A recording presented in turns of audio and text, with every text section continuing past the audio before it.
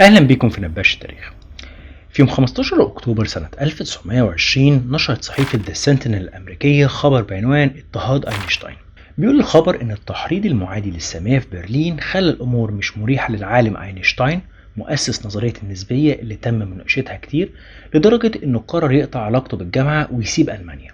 وإن الدعاية المنظمة اللي قصدت ظاهريا دحض تعاليمه كشفت عن نفسها على إنها هجوم على نفسه لأنه يهودي، ويقال إن القوميين الألمان هم اللي ورا الحركة المنظمة دي.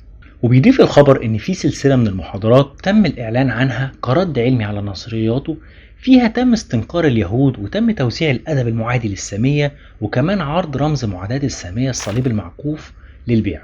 وبيوصف الخبر إن اضطهاد ألمانيا لعالم كبير بيكرمه العالم هو مشهد لا هواد فيه، وإن بالرغم من كل العيوب اللي ممكن إنها تنسب لألمانيا، إلا إن الألمان شعب معروف عنهم إنهم شعب صديق للمعرفة.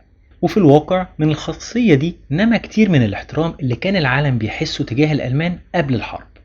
وإنه من المؤسف إن الألمان هيضيفوا على اللوم اللي بيلاحقهم عار مطاردة من عاصمتهم راجل قد تكون مساهمته في المعرفة من بين أهم إنجازات القرن، وإنه قد يتم اختيار أينشتاين كعلامة خاصة للكراهية، بس مش بسبب عرقه، ولكن لأنه في سبتمبر 1914 لما قام 93 من العلماء الألمان بصياغة بيانهم الشهير لتبرير الحرب، أينشتاين وعالم تاني اسمه نيكولاي عملوا إعلان مضاد دعوا فيه كل الأوروبيين الجيدين لممارسة نفوذهم من أجل إعادة المصالحة.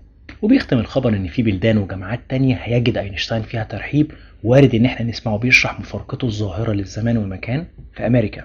الخبر هنا نسب الاضطهاد اللي حصل ده للقوميين الألمان اللي عرضوا الصليب المعكوف، في الأغلب دول النازيين، ده لأنهم في الوقت ده كانوا بدأوا فعلا يستخدموا شعار الصليب المعكوف من سنة 1920.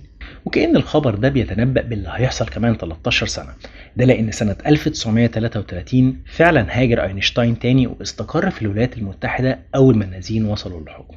في الآخر لو عجبك المجهود دوس لايك وشير وقول لي رأيك تحت في الكومنت.